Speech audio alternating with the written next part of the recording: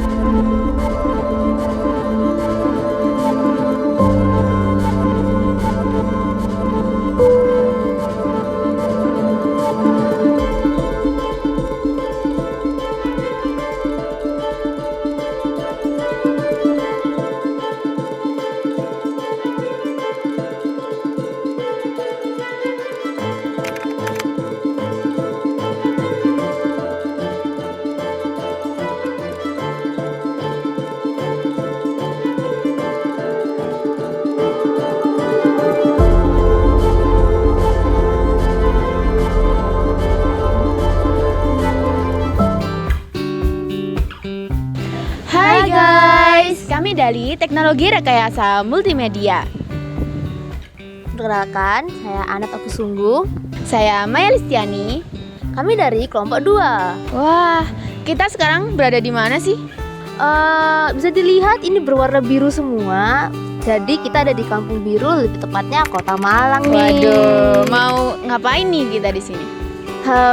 Katanya sih mau wawancara perekonomian nih buat tugas. Tugas apa nih? Tugas Pancasila dong. Tentu kalian mau tahu kan apa aja yang kita wawancarai?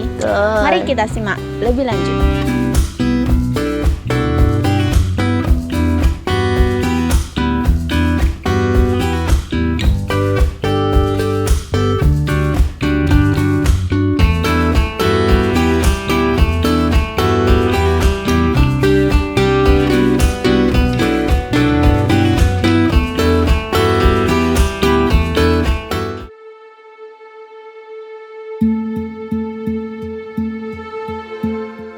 Perkenalkan, nama saya Evi, Bu Evi.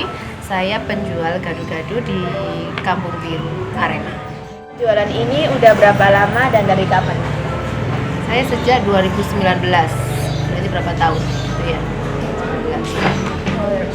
19. Sejak 2019 saya buka gado-gado. 4 tahunan ya. Lalu kira-kira ibu jualan ini ada pegawainya atau tidak yang bantu-bantu gitu? Oh, nggak ada. Saya sendiri. Jadi personal Iya. sendiri gitu ya Bu.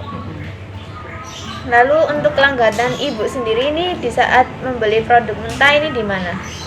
Kayak lebih ke sayurnya tuh Iya. gimana mungkin, atau ada langganannya sendiri.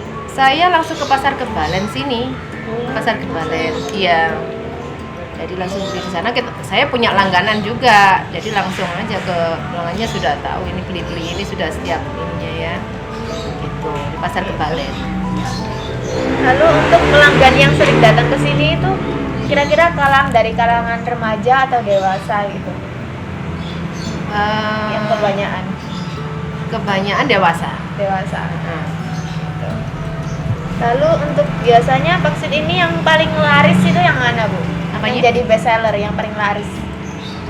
ya gado-gado itu. Oh, yang gado-gado. Iya. Jadi selain memang itu. pangsit juga ada Iya. gado-gado. Lalu ini apakah Ibu menerima bantuan pemerintah seperti lokasi jualan atau benda seperti rak, meja gitu Bu? Enggak, saya enggak dapat bantuan dari pemerintah. Jadi usaha sendiri, Saya sendiri. iya, gitu ya? pilih sendiri.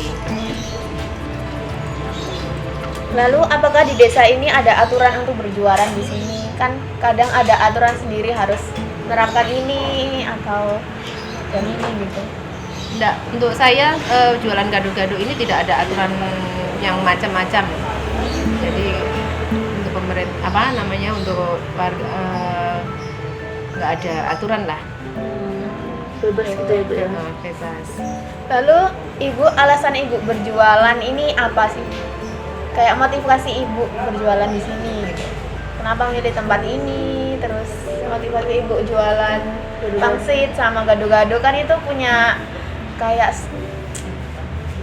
harus kuat mental lah intinya kan. Kan ibu ada beberapa produk yang tadi. Kalau untuk masalah tempat, karena ini saya tempatnya sendiri ya, rumah sendiri, saya buka gado-gado pangsit ini. Jadi awalnya ya memang saya ingin usaha sendiri gitu loh. Saya nggak ikut orang gitu ya. Jadi karena saya punya anak satu dan suami sudah meninggal, jadi saya harus bagaimana caranya saya bisa menghidupi keluarga, menghidupi anak saya ya, itu dengan jualan ini tanpa meninggalkan anak saya. Lalu di saat pandemi ini bagaimana perekonomian usaha ibu? Karena pasti ada halangan tersendiri dari segi apa atau apa gitu. Kalau untuk selama pandemi itu memang ada penurunan untuk dalam perekonomian ya untuk jualan saya memang ada penurunan. Karena untuk segmentasi saya itu biasanya kampus yang di situ biasanya dia ada rapat-rapat yang konsumsinya gado-gado saya itu nggak pesan karena mereka online ya kan. Jadi itu ada penurunan di sana. Jadi banyak. Jadi ngaruh ya Bu ya. Iya, sangat berpengaruh. Pas pandemi. Lalu bagaimana usaha ibu dalam menyelesaikan permasalahan perekonomian ibu tadi pas pandemi ini? Saya tetap berjualan dan di situ mungkin saya ke teman-teman juga ya, kita share juga ya, lebih ke ke teman-teman yang ya sering ngadain kumpul-kumpul teman-teman sehingga gado-gado saya juga masih tetap eksis gitu, masih tetap bisa jalan gitu loh. Gimana caranya pada saat itu untuk biar perekonomian nggak sampai terpuruk sekali gitu loh ya, biar masih bisa tetap jualan. Untuk mengatasinya seperti itu.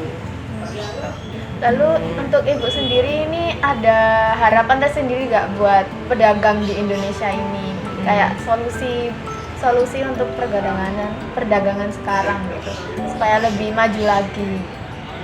Supaya lebih maju. Itu kalau orang jualan sih kita memang harus sabar ya, harus harus kuat istilahnya dalam mental kita untuk gimana caranya, terkadang rame, terkadang sepi, itu kita harus kuat dalam hal itu. Karena kita kalau misalkan di saat sepi kita loyo gitu, kita nggak semangat gitu, itu nggak boleh. Jadi kita harus tetap semangat terus gitu loh.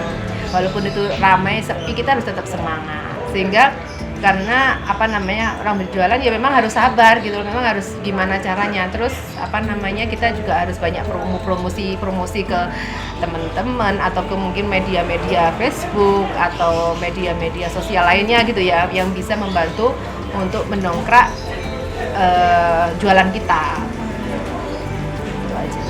Lalu ibu adakah pesan untuk pemerintah supaya bantu jualan ini atau bagaimana supaya perdagangan Indonesia lebih maju? Ya, kalau untuk pemerintah sih kalau bisa ada dana atau bantuan yang maksudnya yang merata gitu loh ya. Jangan nggak hanya terpilih aja, mungkin semuanya biar sama-sama gimana caranya maju gitu loh. Mungkin ada seperti itu. Terus kan sekarang juga banyak seminar-seminar gitu, mungkin bisa lebih ditingkatkan lagi itu sehingga banyak yang bisa mereka juga bisa dapat ilmunya juga, gitu, gimana caranya, banyak sekali gitu ya. Itu aja. Jadi begitu Mas. Oh gitu ya. Jadi gimana teman-teman, udah dapat semua ilmu-ilmu dari ibu tadi kan? Ya. Nah, karena kita udah di ujung ini nih, seharusnya kita ngapain nih kalau di ujung ini nih biasanya? Kayaknya kita udahi dulu ya. Oke, see you next time.